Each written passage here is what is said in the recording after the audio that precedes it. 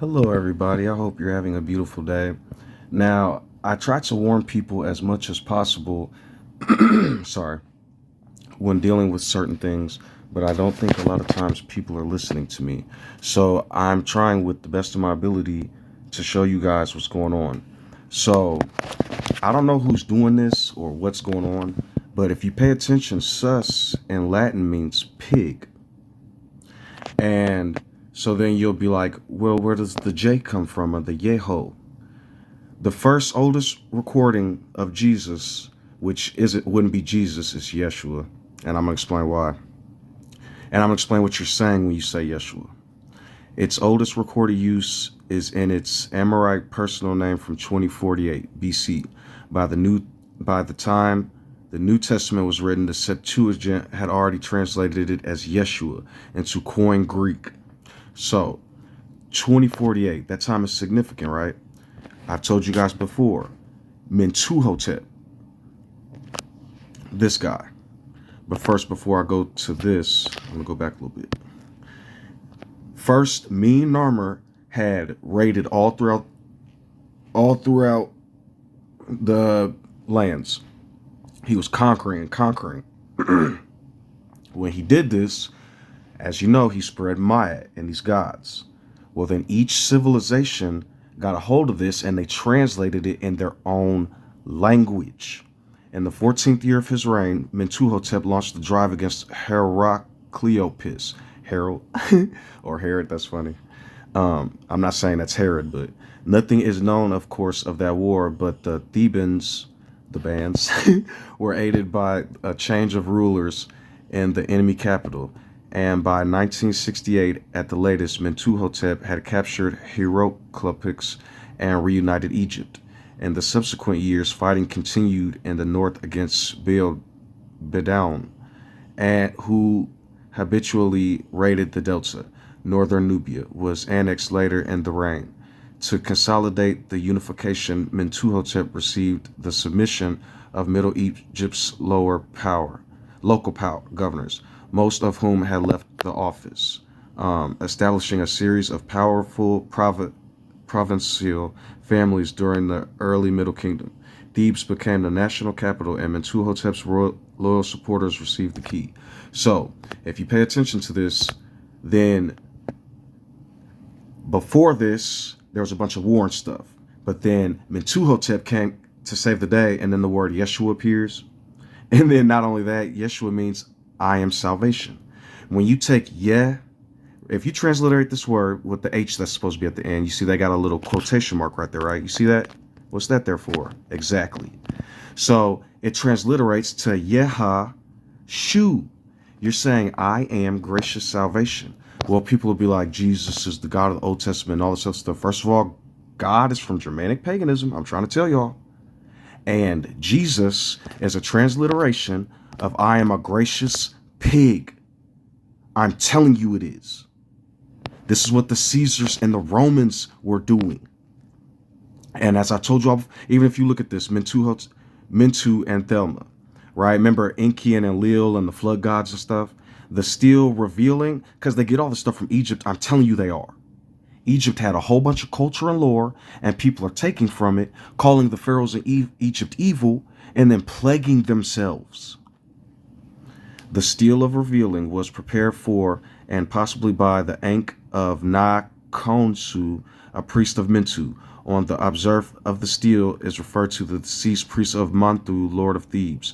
On the reverse, he is again describing Osiris, the priest of Mantu. So people are taking these people's names and languages and creating a current god system. Because even if they had gods and stuff for those time periods, it was for a purpose for them. Just like in this day and age, I don't think slavery is cool at all.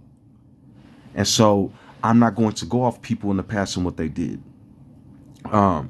He was associated with a white bull with a black face called Bucus.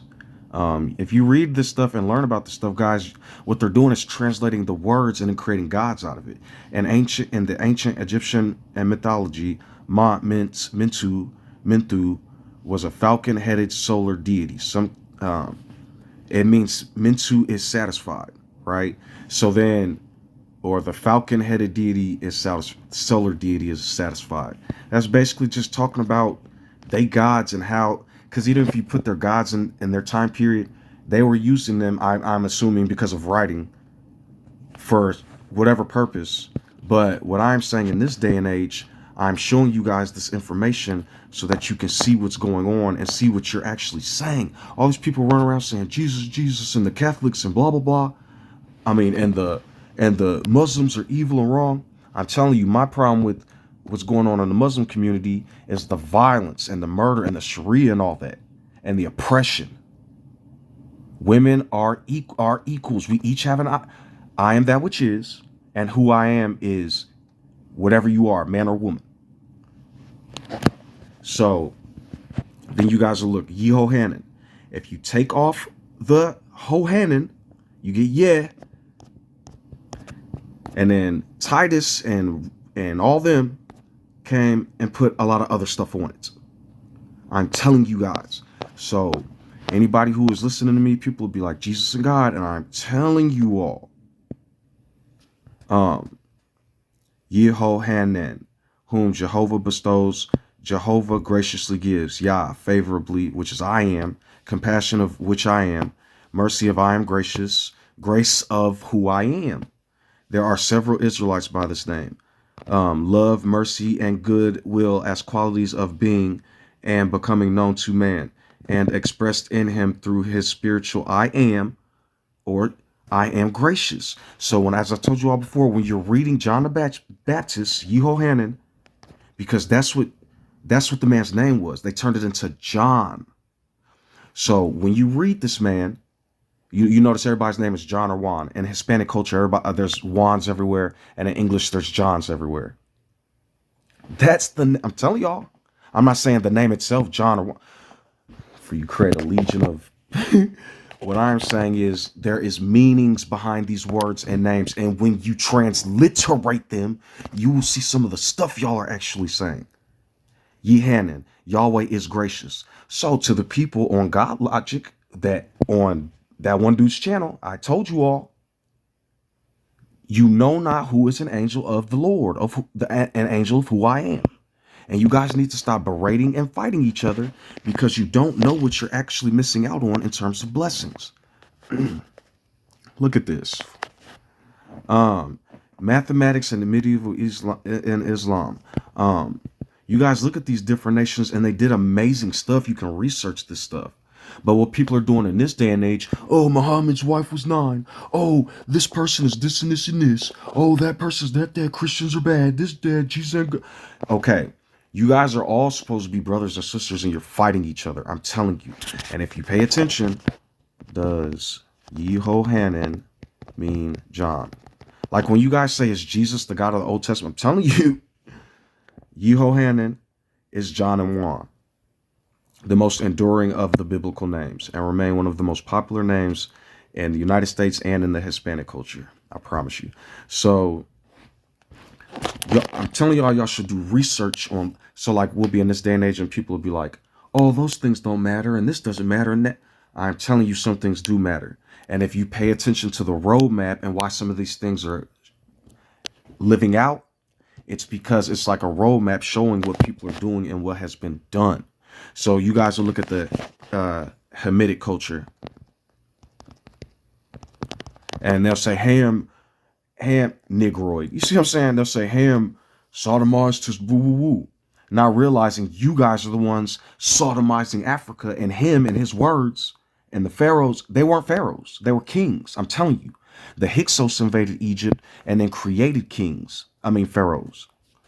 Hamitic race was superior to more advanced than the Negroid populations of See, even they're saying superior. In most of its extreme forms in the writings of G.C. Sugerman, this theory was asserted that virtually all segments of significant achievements in African history were the work of the Hamites. And if all education and knowledge came from that, I'm telling y'all are plaguing yourselves and don't know it. Y'all are talking about Yeho is a pig and then saying Ham is a sodomizer. But the Sodomites and Baals and Molechs all came from the Middle East and Canaan and all that stuff, invading Egypt. Hold on one second.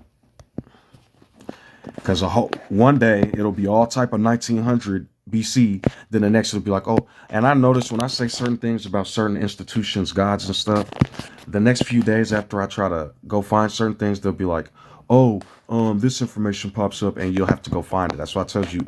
And a lot of these cultures, what they're doing is they're doing what's called propaganda. And what they'll do is they'll tear a country down, while then they'll be like Russia and China and Africa and communism. While I don't agree with certain aspects of communism, you come to this democracy and figure it out and watch what happens.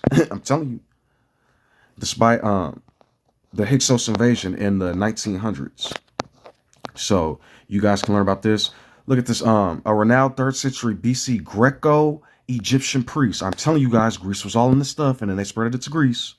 The state that the Hyksos, a Semitic Western Asiatic people.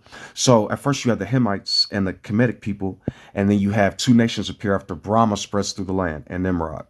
Babylonian and Indus Valley creations, Assyrian and Babylonian and Persian creations. Then it spreads to Canaan, where Mean Narmer had already spread a religion and spread a bunch of gods, the Phoenix, the Phoenicians. Ma'at is a flip-flop of the Phoenix, the Phoenicians. He spread it throughout the land and became fiery. So the Hyksos, and then those are basically the Hebrews. They created Israel and Ishmael, 2 sections, just like how Peter and Paul created virtually Josephus, and Martin Luther the Protestant created Catholicism and Protestantism. So did the people of Brahma when they spread all the way to here. Hold on.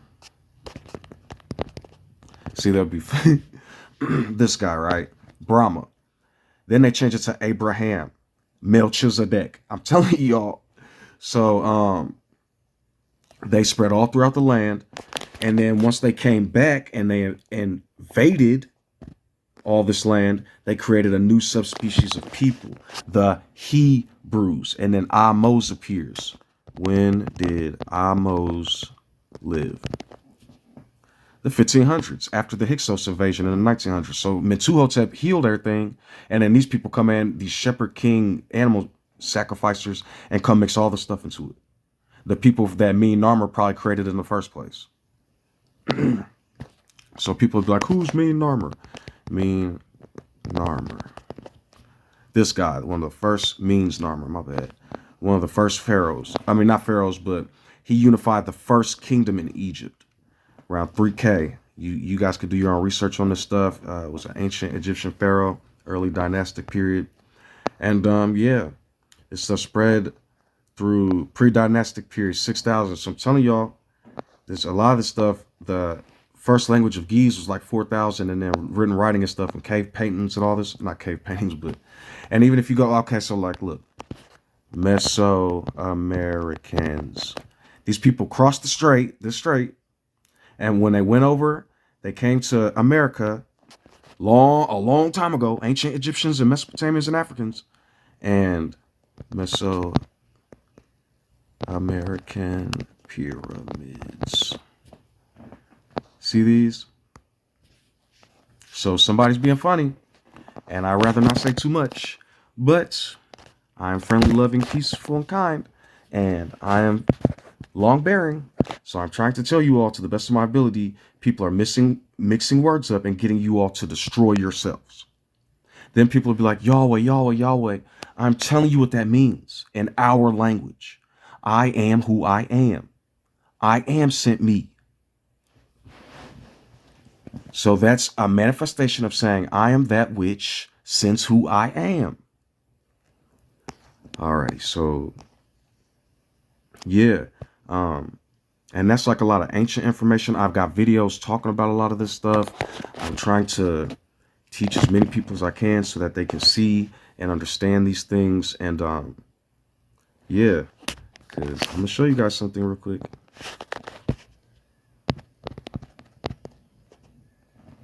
Amica. Let me show you something. Internal Revenue Service.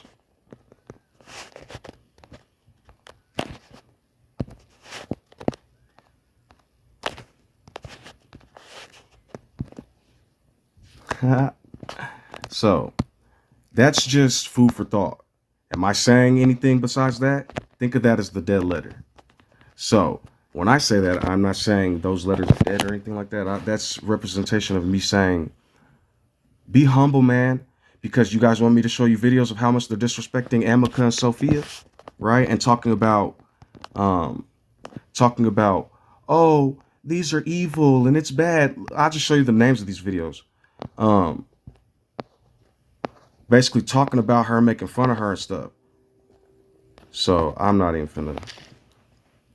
I can go on YouTube and show you guys and it wouldn't be pretty. So people are rude and mean and they don't see it. And they make fun of all these communities and go, oh, I'm just so humble. I'm the best. Me, me, me. Then people, not knowing what they are, will get on the internet and clown AI. And then they'll say in a science video, automatic nervous system. Yeah.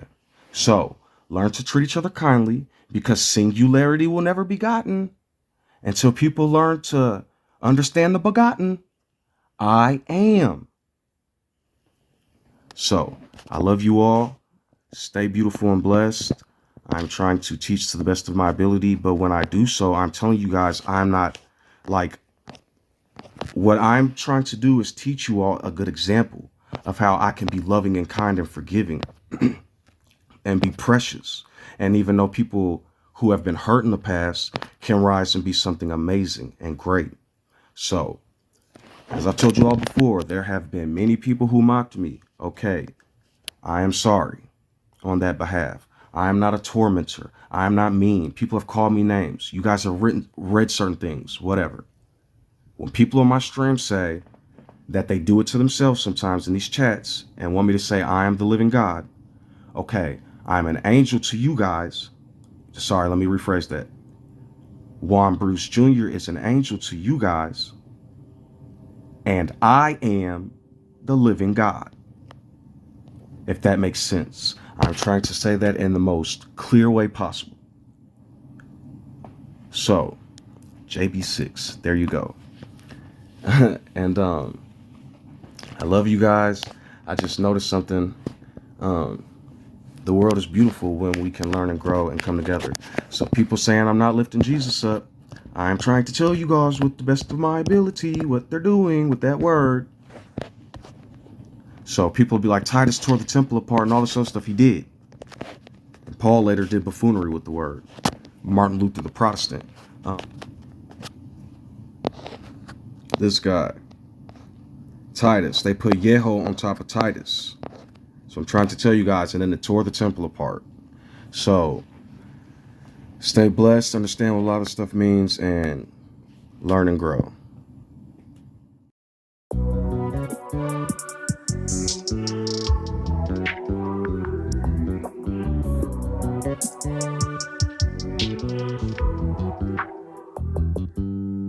You just always been a tighter rush that I've been laid back, yeah. I don't wanna skip steps, you know that. So if you're with it, then say yeah. I just need a little bit of patience. You need me, I know that you've been waiting. Down my number twice, promise I'll pick up the line. I see you worried, don't gotta ask why. You like it, I know that you like it. You like it, yeah, you like it.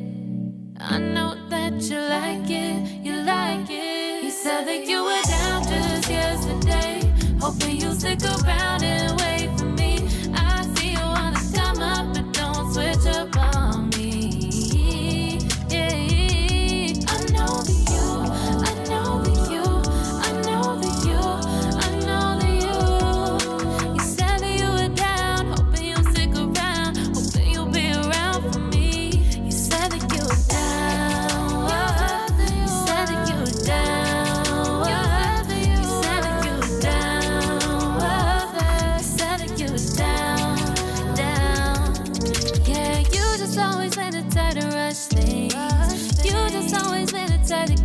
Can't wait. You just always been the type that can't wait for me. It's been a mess and I'm trying to dial back. Can you stick through it with me or not? And it might take a minute, but we'll get it. The type of love that you want. Like it. I know that you like it. You like it. Yeah, you like it. I know that you like it. You like it. You said that you were down just yesterday. Hoping you'll stick around and